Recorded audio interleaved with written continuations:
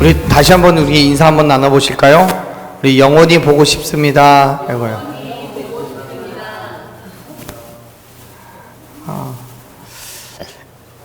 여러분은 다 아시겠지만 말씀드렸듯이 오늘은 창립 6주년입니다. 이렇게 감사한 날을 보내면서 또 기쁘고 감사한 소식을 나누게 되어 참 좋습니다. 계속 안내드렸던 것처럼 지난주 수요일부터 금요일까지 블레싱 베프티스트로 저희 교회에서 전도 활동을 했습니다. 여기 근처에 소서벌 주간보호센터 그리고 덕동산에서 또 교회에서 여러 가지 활동들을 하면서 주일학교 아이들을 만났고요. 또 어르신들도 여러분 만났습니다.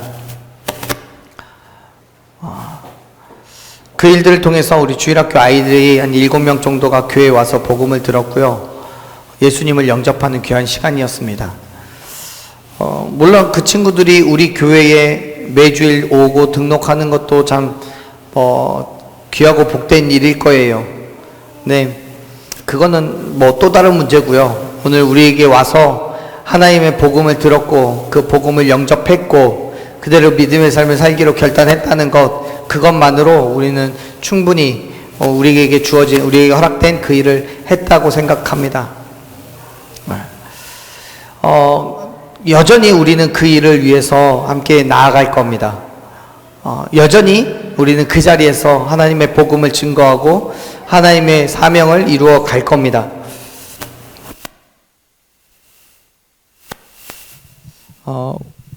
우리가 그렇게 액트처치, 행동하는 교회로서 진정한 그리스도의 삶을 멈추지 않고 날마다 살아내었으면 좋겠습니다.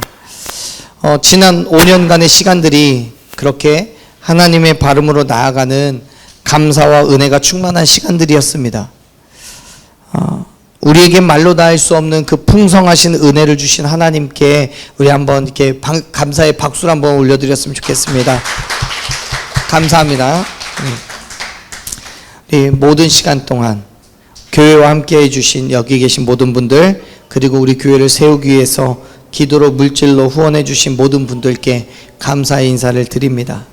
앞서 교회 소식을 말씀드릴 때 선포했던 것처럼 우리 교회는요, 하나님 앞에 바로 선 교회로, 또 세상 앞에 바르게 나아가는 교회로, 또 이웃에게 그런 하나님의 발음을 증거할 수 있는 교회로 날마다 세워지기를 소망합니다.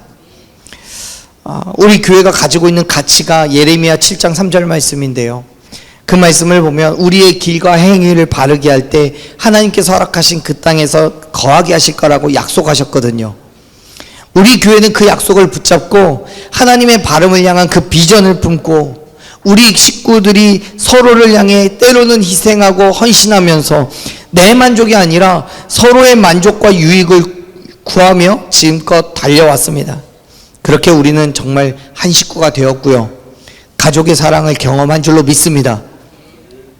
그럼에도 불구하고 혹시라도 아직까지 그런 걸 경험하지 못하셨다고 한다면 잠깐만 기다리시면 경험하시게 될 겁니다. 매 주일마다 매일 우리 교회, 우리 식구들을 통해서 얻게 되는 그 기쁨과 감사의 순간들을 여러분 누리게 될 줄로 믿습니다. 그렇게 하나님의 발음을 향해 나아갈 때 하나님께서 저와 여러분에게 그 땅에서 영원히 살아가게 하실 줄로 믿습니다. 아멘. 그런데 여러분, 우리가 그러한 믿음의 삶을 살아가기 위해서 결단하고 따라가야 될 삶의 모습이 있어요. 사실 우리가 몇 주 전부터 계속 이 말씀을 나누고 있는데 느헤미야 1장에서부터 계속해서 말씀을 나누고 있죠. 근데 13장에 와서 결론적으로 믿음의 백성들이 하나님 앞에서 온전한 그리스도인으로 살아가기를 결단하며 실천해야 될 4가지를 언급을 합니다. 가장 먼저 해야 될 건 이제 지지난주에 말씀드렸던 것처럼 세상과의 단절이에요. 근데 여러분 오해하지 마십시오. 물론 우리는 세상 속에서 살아가고 있기 때문에 세상과 단절한다는 것이 어디 속세를 떠나서 산속 깊은 곳에 들어가 사는 것을 말하는 게 아닙니다. 세상과 완전히 단절하고 우리 교회 안에서만 살아가는 것도 아니에요. 죄의 자리와 세상의 욕망, 그리고 탐욕, 거기에서부터의 단절을 말하는 거예요. 그래서 느헤미야는 하나님의 거룩한 백성으로서 그 거룩함을 유지하기 위해서 우상을 섬기는 죄 가운데 있는 이방 민족들과의 단절을 요구하고 있는 거예요. 그런데 그 단절이라는 것이 이스라엘 사람들이 아니면 얼굴도 보지 않고 밥도 먹지 말아라는 그런 단절이 아닙니다. 하나님을 섬기는 것이 우상을 섬기는 것에 대한, 하나님을 섬기는 것이 아니라 우상을 섬기는 것에 대한 단절을 말하는 거예요. 사람과의 단절이 아니라 죄에 대한 단절이에요. 사랑하는 여러분, 느헤미야가 이스라엘 백성들에게 요구하고 있는 것처럼 우리가 개혁해야 될 첫 번째가 바로 죄로부터의 단절입니다. 그렇게 우선적으로 이스라엘 백성들에게 모든 우상과의 철저한 단절을 요구했다면 그 다음에 행해야 될 게 뭐냐면 하나님 앞에 나아가는 믿음의 행함이에요. 헌신. 그동안 자신들의 삶을 살았던 이스라엘 백성들은 당연히 그리고 철저하게 행했어야 될 그 믿음의 헌신을 잊어버렸어요. 스스로 포기했어요. 그런데 그 포기는 어떤 일을 하지 않음이 아니라 그 포기함으로 인해서 또 다른 문제를 만들어내게 돼요. 하나님을 온전히 신뢰하지 않는 문제가 생겨버렸어요. 어쩌면 그 신뢰가 없기 때문에 더욱더 하나님의 말씀을 따라 살아가는 것이 더 어려웠을 거예요. 그래서 하나님이 아닌 이방의 우상을 신뢰하고 하나님께 마땅히 드려야 될 그 헌신을 우상에게로 돌려버려요. 하나님 바라보지 않고요. 이방 민족들과 함께 우상을 섬겼습니다. 그렇게 세상의 유익과 만족을 위한 삶을 살아요. 그럼에도 불구하고 이스라엘 백성들은 계속해서 상황이 어려워집니다. 특히 믿음 안에서는 더욱더 그렇습니다. 당연한 거예요. 왜요? 하나님과의 관계가 어떻게 됐으니까요? 끊어졌으니까요. 하나님의 백성으로서 당연히 하나님을 바라봐야 되는 그 믿음의 삶이 무너져 버렸으니까요. 다시 한번 우리 말씀을 같이 읽어봅시다. 15절 말씀, 자, 읽겠습니다. 그때 내가 본즉 유다에서 어떤 사람이 안식일에 술틀을 밟고 곡식단을 나귀에 실어 운반하며 포도주와 포도와 무화과와 여러 가지 짐을 짓고 안식일에 예루살렘에 들어와서 음식물을 팔기로 그날에 내가 경계하였고. 아멘. 어느 날 느헤미야가 보니까요, 어떤 유다 사람이 일을 하고 있었어요. 술틀을 밟아서 술을 만들어요. 곡식단을 나귀에 실어서 운반해요. 그리고는 예루살렘에 들어왔어요. 그리고 음식물을 팔아요. 그런데 느헤미야는 이 사람을 경계해야 했다고 성경은 말씀해요. 경계했어요.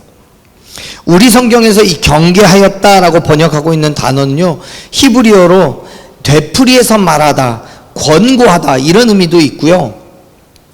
이걸 사역동사와 함께 쓰면 훈계하다, 경고를 하다 이런 의미를 가지고 있습니다.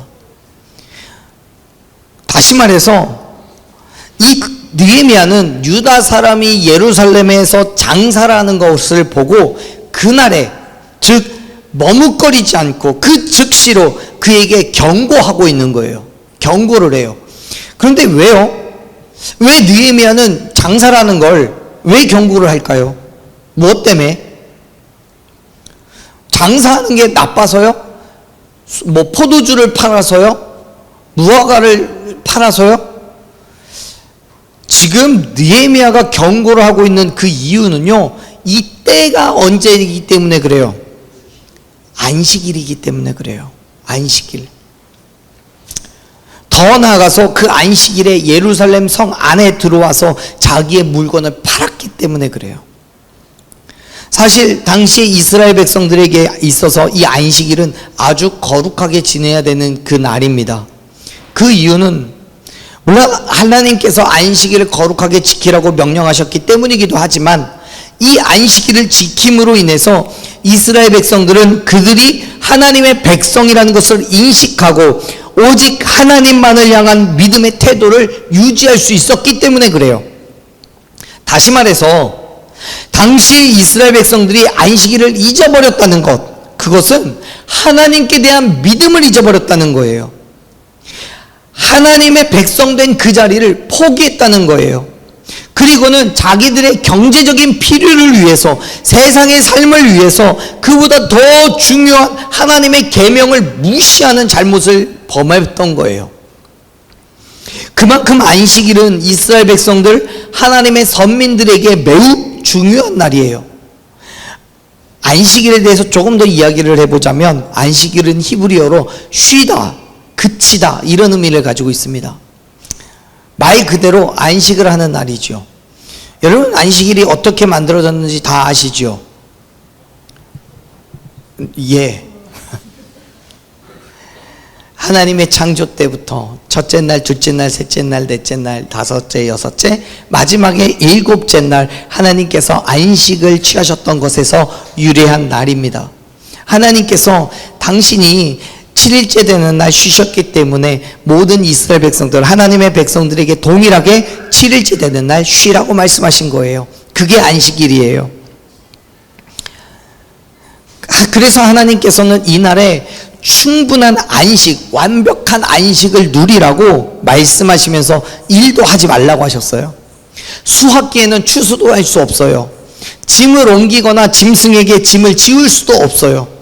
음식을 만들 수도 없었기 때문에 전날에 미리 그 음식들을 다 준비했어야만 해요. 불을 피우지도 못해요. 그래서 전날부터 꺼트리질 않아야 됩니다. 이렇게 이스라엘 백성들에게 안식일에 대한 개념은 철저한 쉼이었어요. 그런데 이 쉼은 단순하게 준비해둔 것을 먹고 마시며 일할 수 없어서 종일 잠만 자는 게 아니죠. 이 안식일을 통해서 뭐 해야 돼요? 하나님을 경배하는 거예요. 하나님을 기억해야 되는 거고요. 하나님의 말씀에 순종하는 삶을 살기를 결단하는 날이에요. 음식을 조리하는 것도, 불을 피우는 것도 포기하고 하나님을 생각하는 날이 바로 안식일인 거예요. 출애굽 당시에 하나님께서 그들에게 어떻게 역사하셨는지, 어떻게 하나님을 섬겨야 되는지를 충분히 고민하고 기억하는 시간이요. 그런데 그렇게 했다고 굶어요? 이 안식일 기간에서 인간적인 삶을 포기해요? 아니에요. 하나님의 채워주심을 믿으시길 바랍니다. 지금이 그런 거예요. 여러분, 우리가 주일날 가정에서 쉬지 않고 교회에 나와서 이 시간에 뭐 피곤함을 무릅쓰고 예배하죠. 여러 가지 모양으로 헌신하고 수고하죠. 우리 이 시간 쉬어야 되는데 못 쉬어요. 그렇다고 우리의 쉼이 없어져요? 아니에요. 하나님께서 우리에게 쉼을 허락해 주신 줄로 믿습니다. 일주일간의 그 필요를 이 시간에 해결해 주시고 우리 하나님 앞에서 온전한 평안과 안식을 누리게 될 줄로 믿습니다. 그래서 여러분, 예배 시간에 너무 졸릴 수 있어요. 그래서 주무실 수 있습니다. 성경은 말씀하죠. 하나님은 사랑하는 자에게 잠을 주신다고요. 저는 그 말을 아주 신뢰합니다.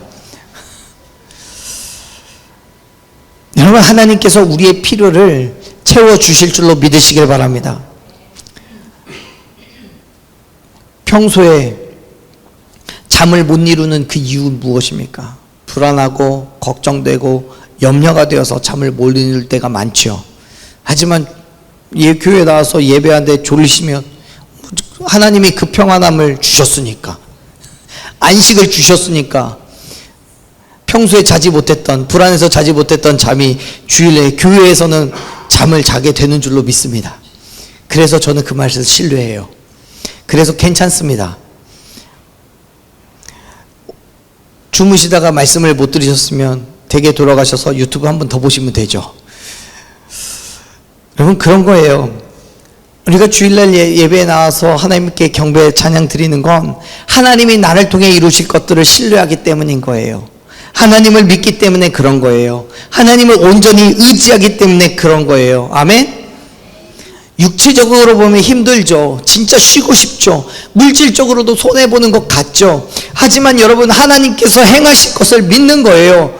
그래서 내 자리, 내 사업장, 내가 있어야 될 그 자리를 걸어 잠그고 주일날 교회 나와서 하나님께 예배하는 거예요. 아멘? 하나님께서 그러한 저와 여러분에게 크고 놀라운 일을 행하실 줄로 믿습니다.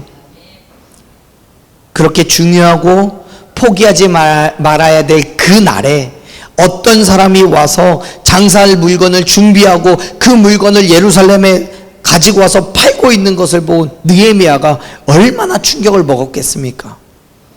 지금 우리가 생각해도 지금 이 시대에 그래도 충격이다 싶을 텐데, 당시에 안식일을 정말 목숨처럼 여겼던 그 시대에 느헤미야가 보면 얼마나 놀랬겠습니까? 말도 안 되는 일을 하고 있는 거예요.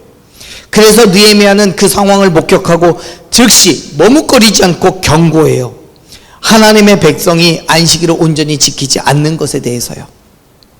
그 사람이 누군데요? 15절 말씀을 보면요, 유다에서 어떤 사람이 왔대잖아요. 유다 사람인 거예요. 하나님의 백성이요. 사랑하는 여러분, 지금 여러분은 안식일을 어떻게 보내고 계십니까? 당시의 유대인들처럼, 또 오늘날 뭐 어떤 이단이나 사이비 종교들처럼 안식일을 지켜야 된다는 거가 아니에요. 우리는 주일을 지키고 있죠. 주님의 날을 지키고 있습니다. 하나님의 말씀에 얼마만큼 순종하고 하나님을 의지하고 하나님을 예배하고 있는지를 여러분 묻고 있는 거예요. 여러분, 우리는 그리스도인입니다. 하나님을 예배하는 것은 하나님의 백성된 우리가 당연히 해야 할 일임을 믿으시길 바랍니다. 교회에서뿐만 아니라 내가 있는 그 자리에서 주일날 뿐만 아니라 월요일, 화요일, 수요일, 목요일, 금요일, 토요일 모든 날들이 저와 여러분이 하나님을 예배하는 귀하고 복된 날이 되기를 간절히 소망합니다. 그것은 하나님의 명령일 뿐만 아니라 하나님과 교제하는 방법이기 때문에 그래요. 그런데 세상 일 때문에, 아니 그보다 더 원천적인 내 욕심과 내 자랑과 내 만족 때문에, 쾌락과 유익 때문에 하나님을 예배하는 대신에 세상을 쫓아 살아가고 있지는 않느냐고요. 사랑하는 여러분, 엑스처치, 행동하는 교회, 행동하는 성도로서 하나님의 발음을 향해 나아가는 그 길의 시작은 하나님을 예배하는 것에 있음을 믿으시길 바랍니다. 왜냐하면 하나님을 예배한다는 건 하나님을 신뢰한다는 것이고 하나님께 드리는 우리의 헌신이기 때문에 그래요. 세상 바라보지 않고 오직 하나님을 의지하겠다는 믿음의 표현이기 때문에 그런 거예요. 그렇기 때문에 사랑하는 여러분, 세상의 어떤 것보다도 먼저 하나님을 예배하는 저와 여러분 되기를 간절히 축원합니다. 우리가 그렇게 예배의 태도를 개혁할 때 하나님께서 우리 가운데 역사하심을 경험하게 될 줄로 믿습니다. 사실 지금 15절의 상황 속에서 정말 기가 막힌 느헤미야였는데 16절을 보면 그보다 더 놀라운 사건을 확인하게 됩니다. 16절 같이 읽어봅시다. 16절, 또 두로 사람이 예루살렘에 살며 물고기와 각양 물건을 가져다가 안식일에 예루살렘에서도 유다 자손에게 팔기로. 아멘. 여기서 말하는 이 두로 사람은요, 두로 지역의 사람을 말하는 거겠죠. 이 두로가 그럼 어떤 지역이냐면 이방민족의 지역이에요. 지금 무슨 말을 하는 거냐면 이방민족 사람이 장사를 한다는 거예요. 뭐 이방 사람인데 뭐 장사하는 게 뭐 문제가 되겠습니까? 그런데 출애굽기 20장 10절을 보면요, 하나님께서는 이스라엘 백성들 뿐만 아니라 그의 가족들, 또 자기의 수하에 있는 종들, 소유와 가축들, 그리고 뿐만 아니라 나그네까지도, 예루살렘 안에 머무는 나그네까지도 안식일에 일하지 말라고 얘기하셨어요. 그러한 측면에서 안식일에 대한 계명은 예루살렘에 살아가는 모든 사람들을 대상으로 한다는 거죠. 지금 여기에 말하고 있는 우리가 16절에서 말씀하고 있는 것처럼 두로 사람조차도 예루살렘 안에 들어와서 물건을 판단 말이에요. 안식일 날에 해서는 안 되는 일이에요. 그런데 말씀을 보면 안식일 날에 예루살렘에서 유다 자손들을 대상으로 장사를 하잖아요. 그렇다는 것은 유다 자손들 중에서는 안식일 날에 물건을 사는 사람이 있다는 거예요. 물건을 사는 사람이 있으니까 팔기도 하겠죠. 여러분, 유다 자손이라면 그래요. 물건을 팔지 말라고 얘기한 건 아까 15절에서 말씀했으니까 그럴 수 있어요. 그럼 물건을 사지 말라는 건요. 물건 사도 돼요? 안식일 날? 안 돼요. 사는 행위도 안 됩니다. 그런데 산다는 거예요. 이뿐만이 아니라 두로 사람이 안식일 날 장사하는 것을 보고 이스라엘 사람들 가운데 누군가는 위기의식을 느껴서든 아니면 그래도 되나 싶어서든 그 사람을 따라서 장사를 할 수도 있습니다. 아니, 분명히 그렇게 되죠. 왜요? 죄는요, 전염되거든요. 전염될 뿐만 아니라 죄는 성장하기도 합니다. 생각해 보십시오. 아담과 하와는 단지 선악과를 따먹었을 뿐이지만 그의 아들인 가인은 살인을 저지릅니다.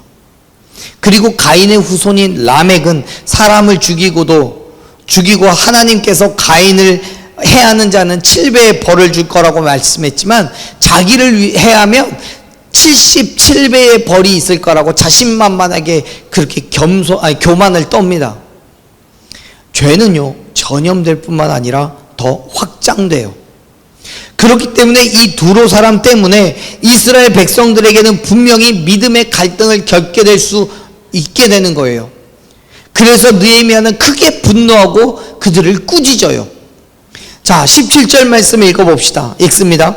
내가 유다의 모든 귀인들을 꾸짖어 그들에게 이르기를 너희가 어찌 이 악을 행하여 안식일을 범하느냐. 아멘.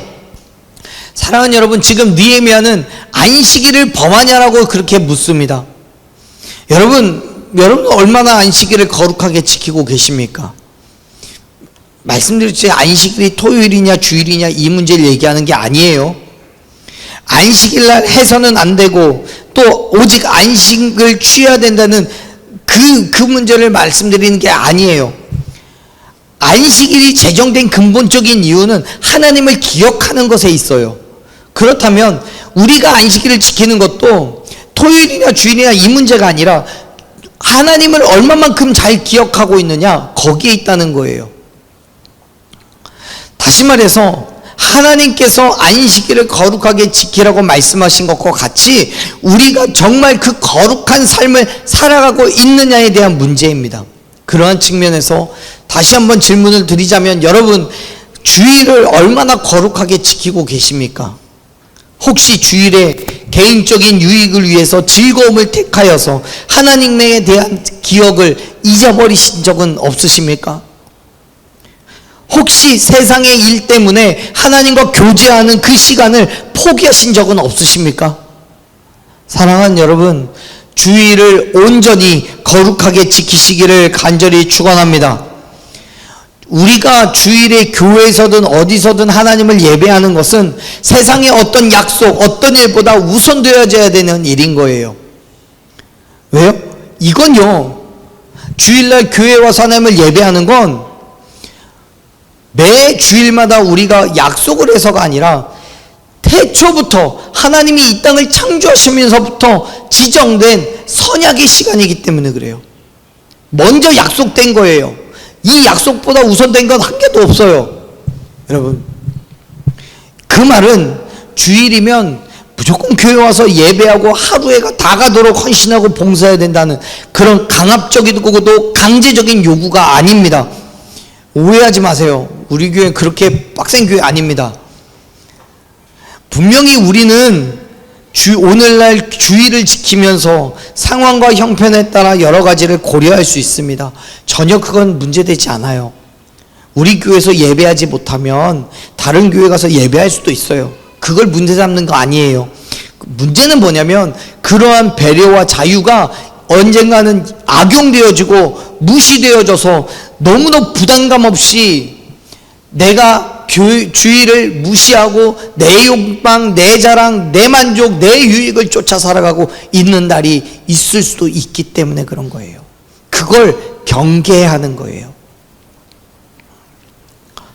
사랑하는 여러분, 주의를 잊어버리지 마십시오. 내 상황을 핑계 삼지 마십시오. 그럼에도 불구하고 하나님을 기억하고 그의 말씀에 순종하는 저와 여러분 되기를 간절히 축원합니다. 내가 있는 그 길에서요, 얼마든지 하나님의 말씀 묵상할 수 있습니다. 얼마든지 하나님과 교제하고 교통할 수 있습니다. 사랑하는 여러분, 주의를, 그리고 우리에게 허락된 그 매일매일의 삶을 거룩하게 살아가십시오. 그게 안 된다면 적어도 주일날 하루만큼은 하나님을 예배하고 기억하는 것에 최선을 다하는 저와 여러분 되기를 소망합니다. 이것마저 무너진다면 어떤 곳에서 우리가 그리스도인의 향기를 품어낼 수 있겠습니까? 사랑하는 여러분, 지금 이스라엘 백성들과 같은 실수를 반복하지 마십시오. 내가 충분히 합리화할 수 있는 죄, 별로 죄 같아 보이지 않는 죄, 그러한 것들 더욱 조심하십시오. 우리가 미처 생각하지도 못한 채 세상에 휩쓸려 지냈기 때문에, 하나님의 백성과 세상이 구분되기 때문에, 느헤미야는 그러한 이유로 안식일을 범하는 이스라엘 백성들을 꾸짖고 있는 거예요. 이방인들과 하나님의 백성들을 구분하는 그 기준을 넘어서서 세상으로 돌아가 버렸기 때문에요. 그래서 느헤미야는 경고합니다. 18절 말씀 읽겠습니다. 너희 조상들이 이같이 행하지 아니하였느냐? 그래서 우리 하나님이 이 모든 재앙을 우리와 이 성읍에 내리신 것이 아니냐? 그럼에도 불구하고 너희가 안식일을 범하여 진노가 이스라엘에게 더욱 심하게 임하도록 하는도다 하고. 아멘. 여러분, 지금 느헤미야와 또 그와 함께 있는 이스라엘 백성들은요, 무너진 성을 다시 쌓고 성벽을 재건했습니다. 그런데 애당초 예루살렘 성이 무너진 그 근본적인 이유가 뭐였습니까? 느헤미야는 안식일을 거룩하게 지키지 않았기 때문이다라고 말하고 있는 거예요. 물론 이들이 지은 죄는 안식일을 거룩하게 지키지 않은 것뿐만 아닙니다. 우상을 섬겼고 하나님께 돌려야 될 영광을 그들이 가로챘기 때문에 그런 거예요. 죄 하나님 앞에 범죄했기 때문에. 그래서 예루살렘 성이 무너졌어요. 그리고 나서 포로로 끌려간 그 자리에서 애를 쓰고 수고하다가 70년 만에 예루살렘으로 다시 돌아오게 된 거예요. 그리고 예루살렘 성벽을 쌓았어요. 성전도 재건했어요. 그렇게 무너진 성벽을 힘들게 다시 쌓았는데 이제 와서 또다시 안식일을 범하여서 무너뜨리려고 하냐고 얘기하고 있는 거예요. 그리고 나서 느헤미야는 철저하게, 정말 융통성이라고는 정말 일도 찾아볼 수 없을 만큼 안식일에 대한 철저한 준수를 촉구합니다. 한번 읽어볼게요. 19절 말씀 읽습니다. 안식일 전 예루살렘 성문이 어두워갈 때에 내가 성문을 닫고 안식일이 지나기 전에는 열지 말라 하고, 나를 따르는 종자 며칠 성문마다 세워 안식일에는 아무 짐도 들어오지 못하게 하였으므로. 20절 장사꾼과 각양 물건 파는 자들이 한두 번 예루살렘 성 밖에서 잠을. 21절 내가 그들에게 경계하여 이르기를 너희가 어찌하여 성 밑에서 자느냐? 다시 이같이 하면 내가 잡으리라 하였더니 그 후로부터는 안식일에 그들이 다시 오지 아니하였느니라. 아멘. 사랑하는 여러분, 느헤미야의 선포는요, 정말 우리가 볼 때는, 이방 민족들이 볼 때는 정말 융통성 없어 보일 텐데 그런 거 아니에요. 너무나 고지식하게 율법을 지키는 게 아니에요. 이렇게까지 하지 않으면 버텨낼 수가 없으니까 그런 거예요. 이렇게까지 하지 않으면 어느 순간 안식일에 대한 개념이 완전히 사라지고 이방 민족들과 같은 행함이 그들 가운데 만연하게 되기 때문에 그런 거예요. 사랑하는 여러분, 우리가 안식일을 지키는 것, 주일을 지키는 것은 그 어떤 것과도 타협할 수 있는 것이 아닙니다.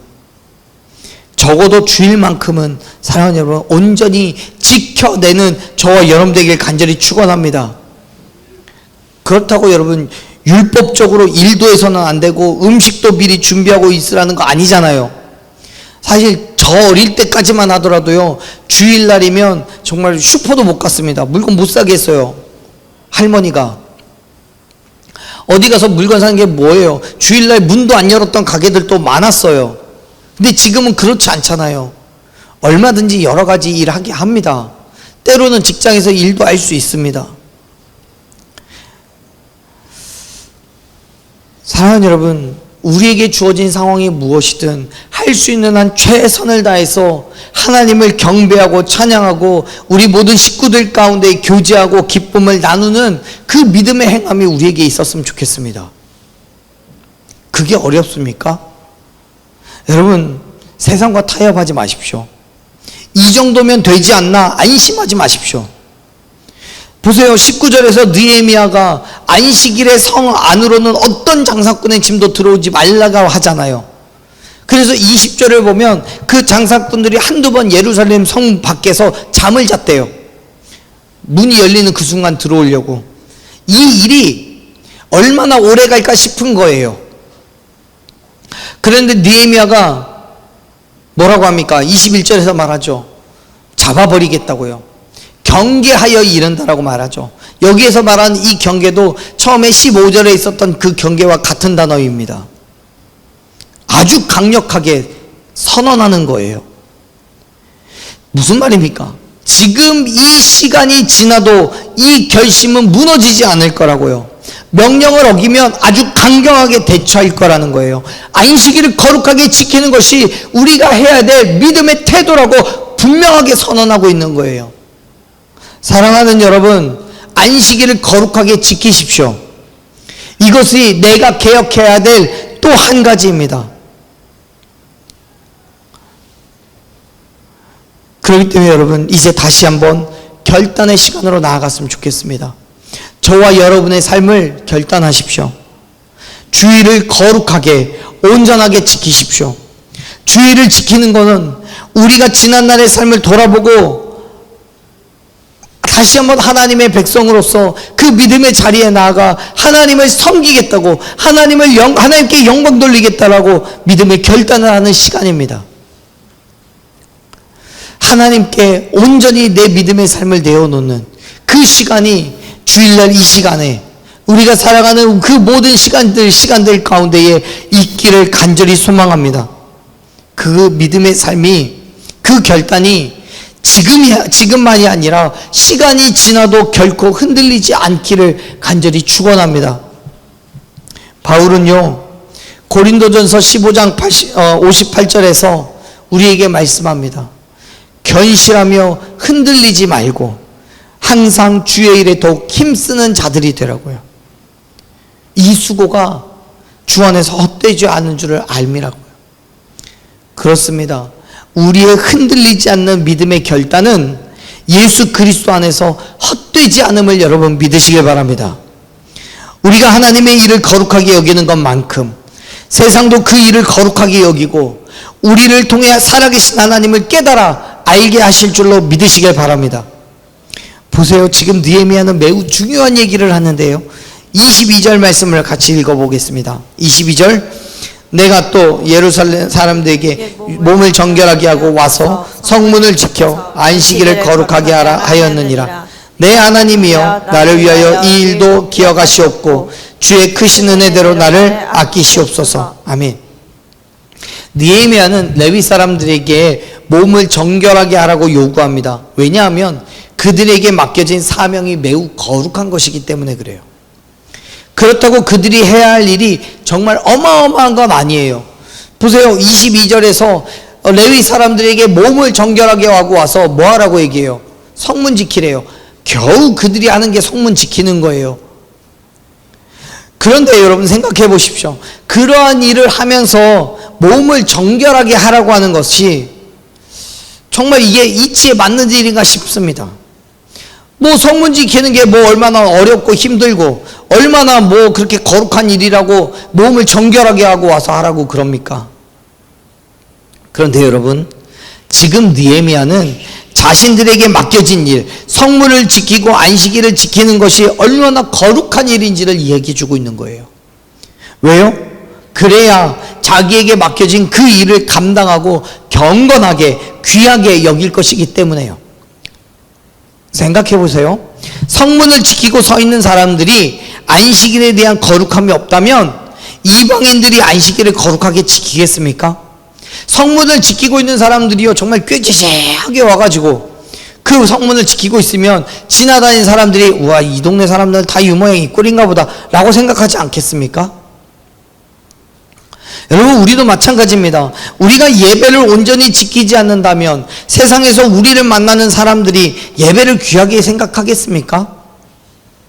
예수님께서 말씀하시죠. 마태복음 5장 16절에서요. 너희의 빛이 사람들 앞에서 비치게 하라고요. 그들이 너희의 밝은 빛을, 착한 행실을 보고 하늘에 계신 하나님께 영광을 돌리지 않겠냐고요. 여러분, 우리의 빛이 사람들에게 비치면 사람들이 우리의 착한 행실을 보고 나를 칭찬해야죠. 왜 하나님께 영광을 돌리겠습니까? 근데 여러분, 우리가 그리스도인이잖아요. 내가 교회 다니잖아요. 그렇기 때문에 교회 다니는 사람들의 행함을 통해서 하나님이 영광 받으시는 건 당연한 거 아니겠습니까? 저와 여러분의 삶의 모습이 그리스도인의 본이 된다는 거예요. 그래서 세상이 나를 보고 하나님께 영광을 돌린다는 거예요.